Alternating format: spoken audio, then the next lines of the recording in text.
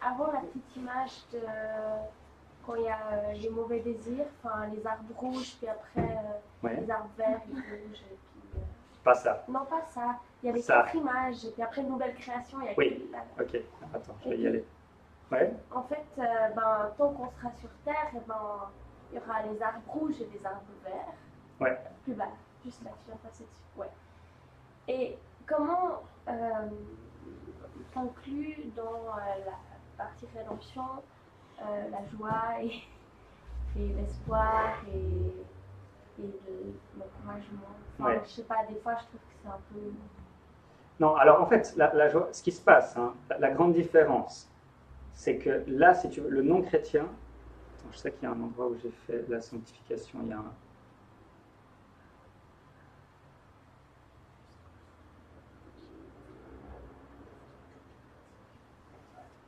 Ok. Notre situation, concession de processus. Donc notre situation, c'est celle-là. D'accord? Maintenant, ce qui se passait, c'est la bonne nouvelle, c'est qu'avant, tu étais mort. Tu avais juste le terrain, il était uniquement égocentrique. Et donc, tu n'avais que des mauvais désirs, que des mauvaises pensées, puis que des mauvais actes. Ça, c'est le statut d'être spirituellement mort en guerre contre Dieu, ce que la Bible décrit.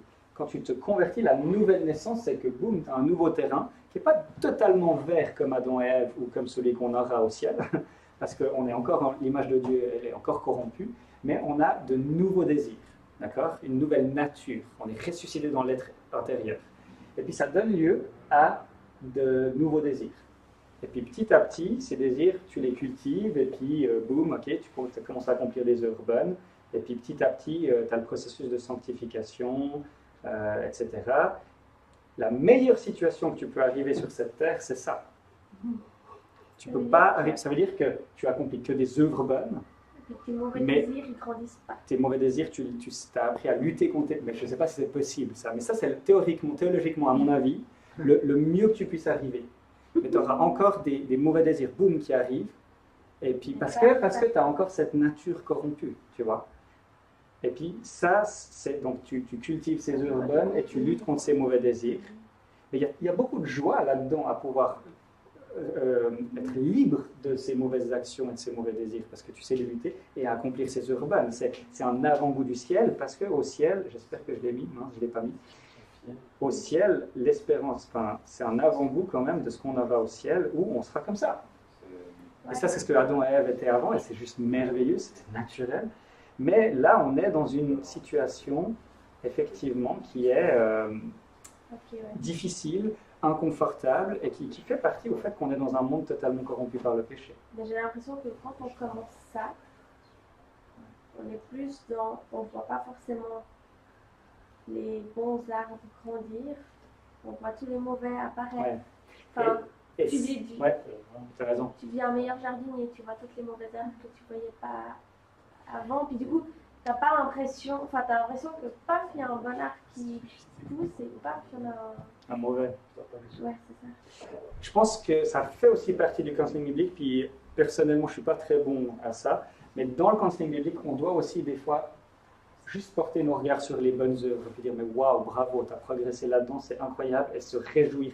En fait, le counseling biblique accompagne autant la lutte contre ça que le fait de cultiver les bonnes œuvres et de se réjouir de ces œuvres bonnes. Et puis ça, c'est vrai que c'est juste que, par exemple, le schéma qu'on a là, enfin le processus que je vous ai donné, part d'un péché. Donc c'est vrai qu'on parle principalement du péché. Mais on devrait passer autant de temps à définir les mauvais désirs, les mensonges, etc., qu'à définir les bons désirs, les vérités, à se réjouir dans l'évangile, et puis après, à célébrer la grâce de Dieu, de l'Esprit qui nous fait produire des bonnes œuvres.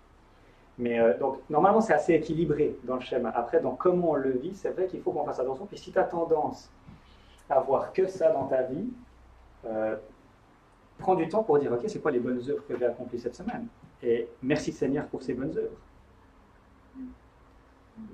Mais moi, j'ai l'impression que du moment où tu commences à penser à une bonne œuvre, elle devient corrompue. Mais pas du tout. Par exemple, mais regarde. Moi, c'est ça, si tu es là. Moi, ce qui se passe, tu vois, ok, je m'enivre pas d'alcool. Je suis là, mais c'est génial. Mais je peux que louer Seigneur parce que je me dis, ok, c'est pas grâce à moi, je suis pas un super-héros, c'est uniquement grâce à... Enfin, tu vois, quand tu accomplis vraiment une bonne œuvre, tu sais que c'est la pure grâce de Dieu. Mais j'ai travaillé à mon salut et c'est Dieu qui a créé en moi le vouloir et le faire. Et du coup, mais en fait, même des fois, il faut faire ça. Il faut dire à une personne, regarde, dans ce domaine-là, tu as réussi à obéir à Dieu, à résister au péché, pour qu'il ait du courage dans un autre domaine, à se dire, ah mais oui, en fait, Dieu m'a déjà permis d'obéir dans un domaine, donc il peut très bien le faire là. Et puis il y a aussi cette promesse qu'on va revoir, qu'on a vue au dernier culte, puis qu'on va voir dimanche au culte, de aucune tentation ne nous est survenue qu'on ne peut pas surmonter. D'accord? Dieu, avec la tentation, il a prévu le moyen d'en sortir. Donc, je veux dire, on doit plutôt on a la victoire sur le péché en fait. Et puis Satan veut tout le temps te rappeler, te faire croire que non, tu es esclave du péché. Mais tu n'es plus esclave du péché, tu es libre en Christ. Tu es sous l'influence du péché, certes, mais tu n'es plus esclave du péché. Donc ça, c'est vraiment aussi l'accent sur la résurrection. Suivre le ressuscité, c'est on va faire des heures bonnes et on va faire un maximum d'heures bonnes. Pas pour notre gloire. Il faut aussi qu'on s'en rappelle, en fait, comme il faut qu'on se rappelle. Exactement, ouais, je pense. Et personnellement, moi j'ai une tendance à plus voir le péché, et puis en fait c'est plus facile de voir le péché, hein. Il suffit que tu sois un petit peu aiguisé à ça, puis tu connais un peu l'être humain, tu arrives plus facilement à voir. Je pense que Isa et moi, on arrive plus facilement à voir l'aspect tordu qu'à voir la beauté, et on doit aussi apprendre à suivre le ressuscité en regardant la beauté. Ouais, bonne remarque, je pense que on doit... Et d'ailleurs, c'est une part du counseling. Beaucoup de ces gars-là que j'ai lus, ils disent, mais des fois, tu fais juste ça.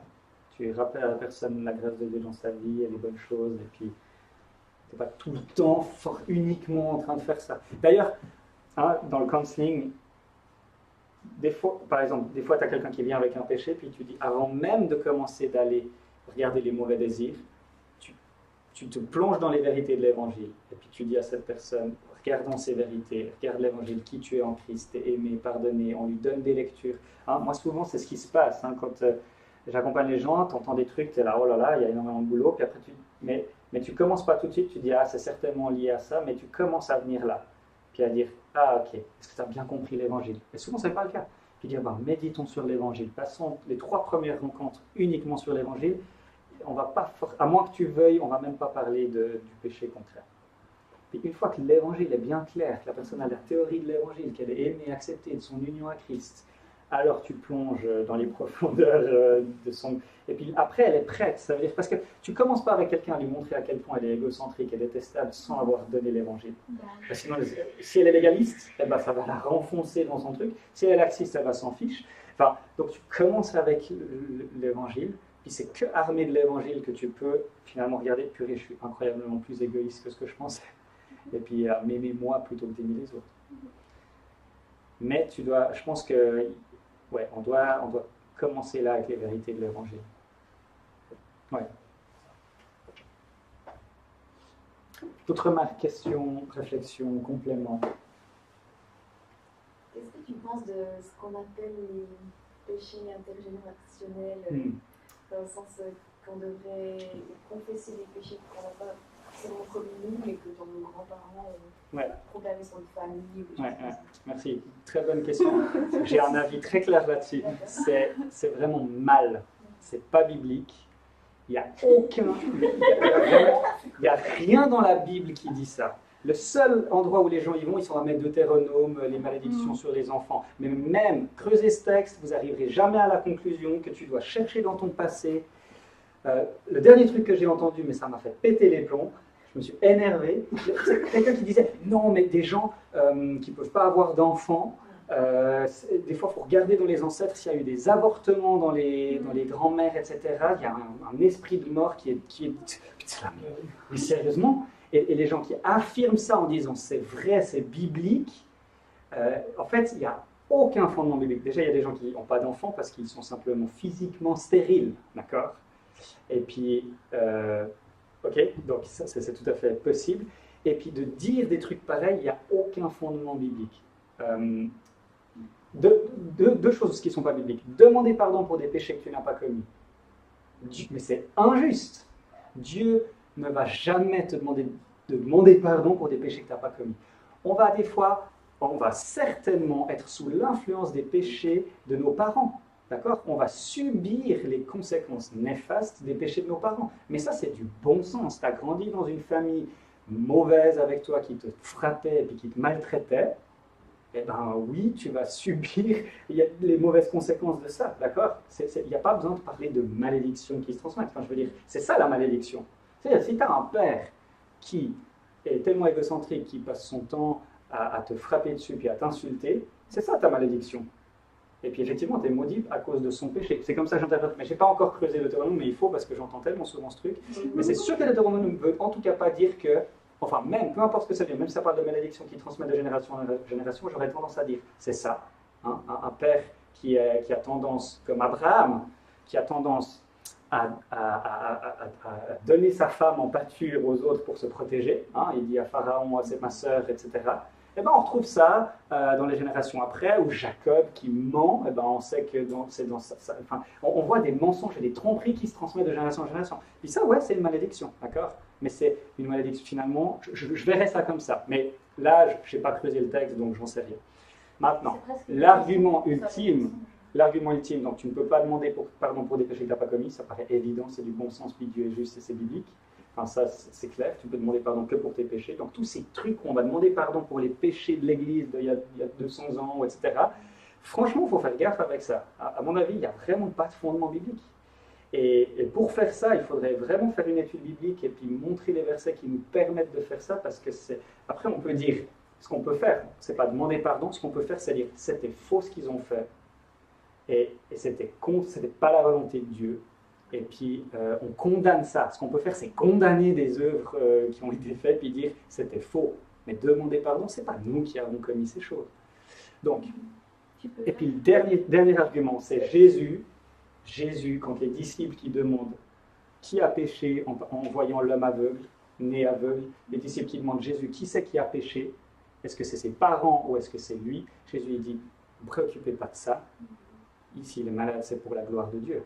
Donc, tous ces trucs de tu vas chercher dans tes ancêtres ce qui s'est passé pour pouvoir briser des malédictions qu'il y aurait eu, Jésus, il te brise toute cette idée-là avec cet exemple de l'homme né aveugle. Enfin, là, pour moi, c'est l'endroit biblique, en tout cas, où j'irais, et je dirais, tu fais exactement l'inverse de ce que Jésus y fait. Jésus, il ne dit pas, ah ouais, les gars, bonne question, on va lui faire un petit questionnaire pour savoir ses parents, ses grands-parents, on va chercher dans les ancêtres, pour essayer de trouver s'il n'y a pas des gens qui ont commis X ou Y péché qui pourraient être l'explication de ça. Maintenant, et puis je rajoute un dernier truc que je me tais.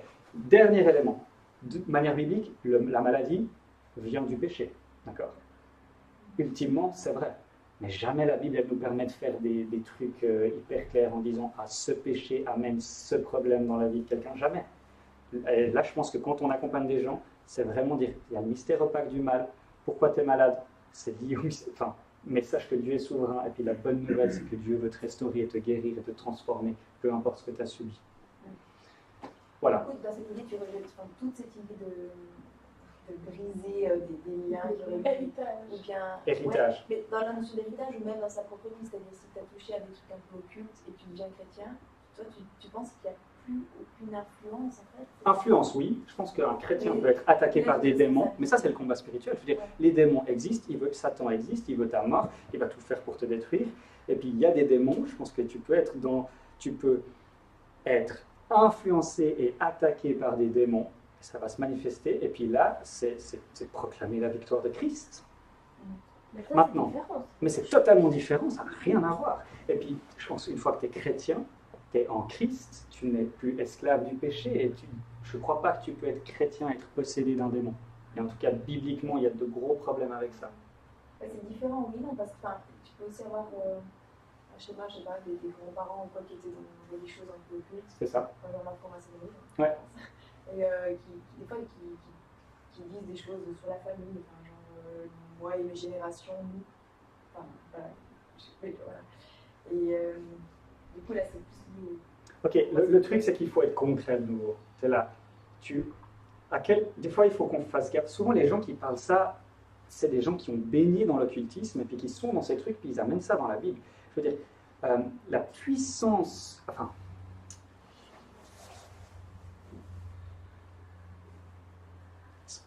est-ce que ton grand-père, si tout ce que ton grand-père il a dit dans sa vie, ça pouvait t'influencer, mais on est mal, les gars.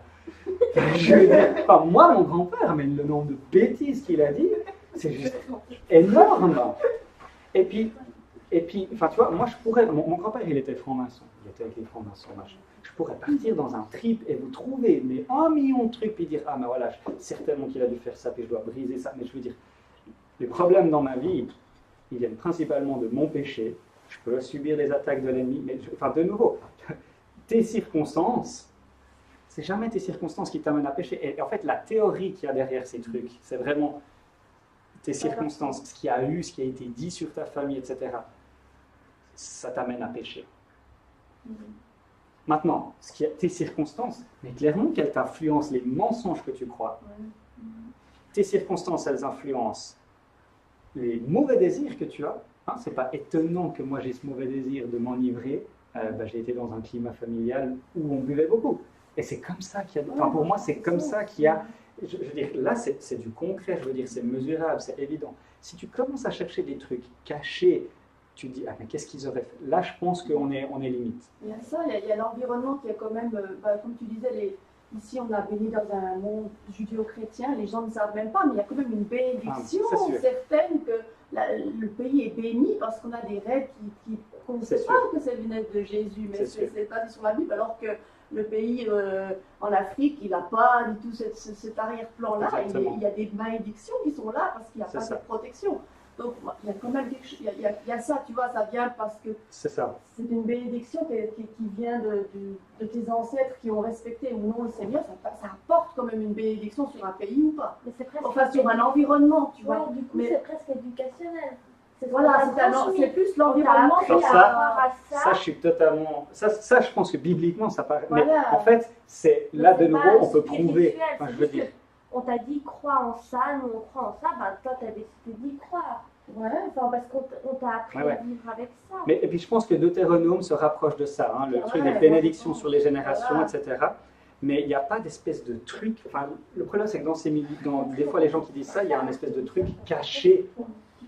Et puis d'un espèce d'un pouvoir actif qui est... je ne sais pas si tu arrives à voir la différence. Et c'est hyper différent. Et la grande différence, c'est que, je veux dire, c'est observable. Je veux dire, le truc des ancêtres qui ont avorté et puis ça crée de la stérilité, ou des gens qui ont été abusés sexuellement et du coup ça crée, je sais pas moi, enfin XY truc. Je veux dire, c'est complètement taré. Mais il y a vraiment des chrétiens qui disent ça, hein, sérieusement. Et en fait, on confond les trucs, peut-être. Et puis je pense qu'effectivement, on peut parler effectivement de malédiction-bénédiction, même si là c'est toujours un petit peu délicat. Mais c'est sûr, un État où, ouais, enfin, je veux dire, si tu as des valeurs de l'honnêteté, une société va se porter mieux si les gens essayent d'être honnêtes, qu'ils soient chrétiens ou non, quoi. Et c'est une forme de bénédiction, effectivement. Après, j'ai aussi l'impression qu'on cherche tous les moyens possibles pour expliquer ce qui se passe dans ta vie autre que ton péché, en fait. Mais et du coup, on cherche plein de manières de l'expliquer d'une manière différente, c'est un peu le souci. Enfin, et ça fait ça. Exactement. Là, je vous ai donné le truc de vision du monde. Les gars qui font le counseling biblique, ils parlent avec plutôt des chrétiens qui font appel à la psychologie. Et puis là, ce qu'on a, nous, en Suisse romande, c'est des chrétiens qui font appel au spiritisme, en fait, dans le counseling. D'ailleurs, tout le truc, tu as toutes des méthodes d'accompagnement qui, en fait, ça n'a pas tellement pris à la psychologie, parce qu'ils disent c'est mal la psychologie, mais ça a pris à des trucs, franchement, que tu ne trouves absolument pas dans la Bible, mais que tu trouves dans des trucs de sorcellerie, alors sozo, ouais, mais je pense que c'est autre chose. Ça s'influence, voilà, c'est plus influencé. Donc là, il faut faire quand même... Donc moi, et puis en fait, les désastres au niveau de l'accompagnement pastoral, enfin, c'est surtout ça qui est terrible. C'est que tu as des gens qui disent des trucs comme ça, mais après tu fais quoi? Ça veut dire qu'en fait, clairement, l'application, c'est tu dois briser ces trucs. Enfin ouais, moi je pense que en fait, tu vas jamais lutter contre ton péché parce que ça vient pas de toi, ça vient de l'extérieur. Puis en fait, il faut justement, soit tu es un peu passif, puis... C'est ça, en fait. Maintenant, dans notre schéma, là on a les expériences passées. Il y a des trucs où effectivement on va accompagner les gens dans la guérison, ils ont vécu des trucs horribles, et puis bien sûr que ça les a influencés, et puis bien sûr qu'eux ils doivent aussi maintenant se repositionner de comment je vais interpréter ces expériences. Parce que ces expériences leur ont amené à des conclusions. Tu es là, tu te fais taper quand tu es gamin tout le temps par tes parents, qui disent que tu es une sous, enfin, que tu vaux rien. Et ben, tu crois ça. Et puis là, ben, on va t'inviter à dire, mais en fait, c'est un mensonge. Et puis, est-ce que tu vas croire ton père qui était mauvais, ou est-ce que tu vas croire ton père bon, révélé en Jésus-Christ? Donc, il y a des trucs où on va réanalyser le passé, hein, ça c'est sûr, mais ça n'a rien à voir avec des trucs un petit peu mais après, par cachés. contre, quelqu'un qui a quand même touché à l'occultisme et tout ça, il aura quand même une sensibilité particulière peut-être au monde spirituel, et puis il voudra peut-être plus...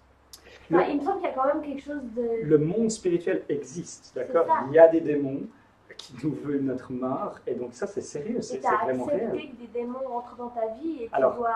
Non, là de nouveau, hein, pour moi un chrétien, une fois que tu es en Christ, tu ne peux pas être possédé. non, mais avant ça, tu as quand même... Ah mais avant, si tu as été possédé. Mais regardons le gars, le fou, comment on l'appelle,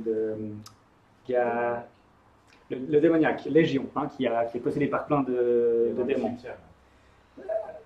Après, enfin je veux dire, il est délivré, puis après Jésus l'envoie en mission, je veux dire, c'est un disciple. C'est pas un gars qui, enfin, je veux dire, il n'est plus possédé. Et puis les gens que Jésus libère, ils sont plus possédés. Et puis tu peux pas rattraper des démons, enfin je veux dire, tout cet enseignement, il y a le démon de l'esprit de ça, l'esprit de... Tantilda. Ouais, l'esprit d'équipe. Il est très méchant. Oui, il y a quelqu'un qui dit que la maison, si tu l'es pas occupée après, il y a plus. Ouais, alors dans le contexte, alors alors j'ai pas étudié, mais presque sûr qu'il parle du combat spirituel de manière générale. Et puis, mais je pense que ça c'est un des textes fondateurs de cette idée qu'un chrétien peut être possédé. Je pourrais étudier tout ça. Ben, on fera ça. Écoute, ouais, je sais même pas dans le programme. Mais un jour, ouais. Parce que dans le monde d'aujourd'hui chrétien. Ouais, ben, quand on a fini notre programme, là, dans 4 ans, on pourra en faire un sur le.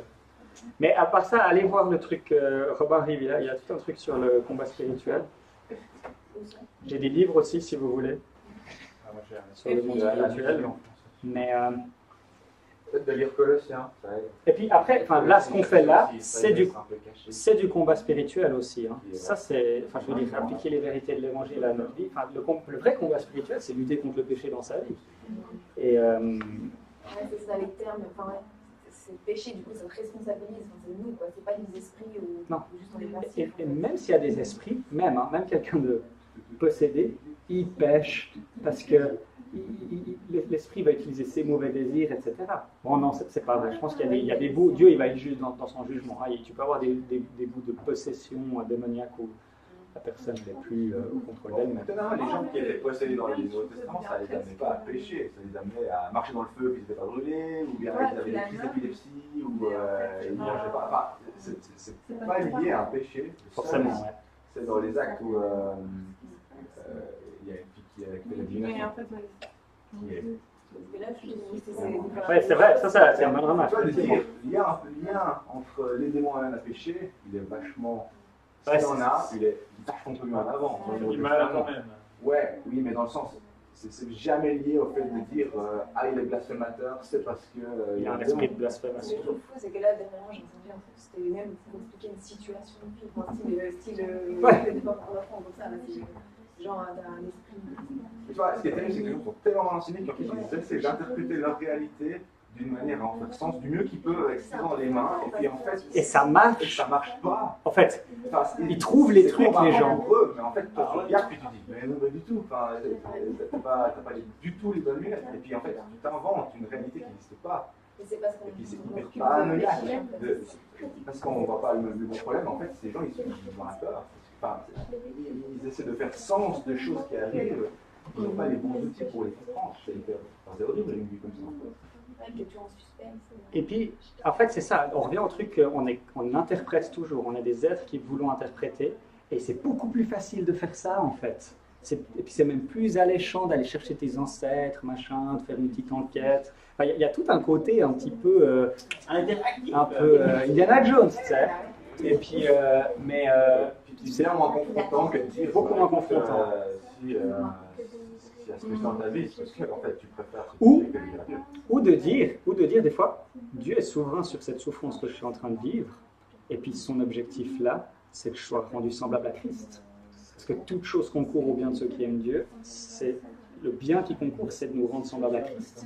Et des fois, il y a des gens, ils acceptent juste pas la souffrance dans laquelle ils sont. Et puis on va essayer de l'expliquer aussi de mille et une... Enfin, il y a aussi une mauvaise vision théologique de la souffrance, qui reste un mystère du mal. Enfin, je veux dire, on va voir ça aussi dans les conférences, comment on gère le mal et comment on accompagne par rapport au mal avec... où c'est compliqué. Mais là aussi, je pense que c'est lié des fois à ça, c'est que les gens, tu vois, si tu pars du principe que tu ne devrais pas être malade, c'est une victoire de... Et puis dans ces milieux très charismatiques, c'est ça. Hein. Si tu es malade, c'est une victoire de l'ennemi dans ta vie. Donc il doit y avoir une explication. C'est pas possible que je vive tout ça. Tu vois, il doit y avoir un truc dans mes ancêtres, machin. Mais c'est assez... C'est horrible, parce que... Moi, je vous souhaite une bonne soirée. Hein. Merci, à une prochaine. À bientôt. Bon, C'est quoi la réalité? ok. Bah, on arrête là.